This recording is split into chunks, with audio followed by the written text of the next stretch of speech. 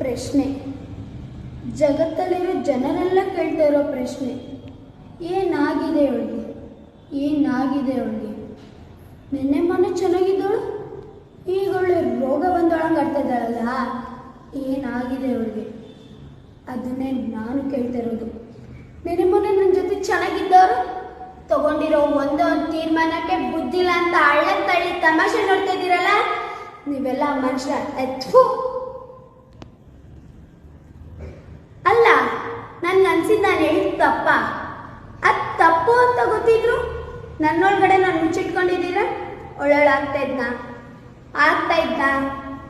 ನಾನು ಹುಟ್ಟಾಕಿದ್ದ ಒಂದು ಪ್ರಶ್ನೆಗೆ ಸಾವಿರಾರು ಉತ್ತರವಿಲ್ಲದ ಮೂರು ಪ್ರಶ್ನೆಗಳು.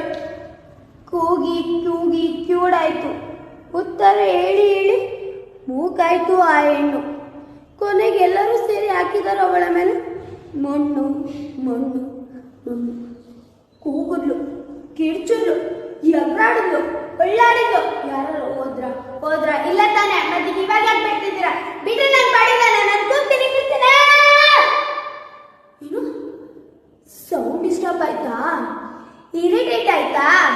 ಅವಳು ಕಿರ್ಚಿದ್ಲು ತಾನೆ, ಅವಳು ಕೂಗುದ್ಲು ತಾನೆ, ಅವಾಗ ಮಜಾ ಅನ್ಸ್ತಾ? ಇನ್ಮೇಲೆ ನಾನು ಈಗ ಹೇಳ್ತೀನಿ, ನನ್ನ ಮನೆ ನನ್ನ ಹೆಸರು, ನನ್ನ ಜಾಗ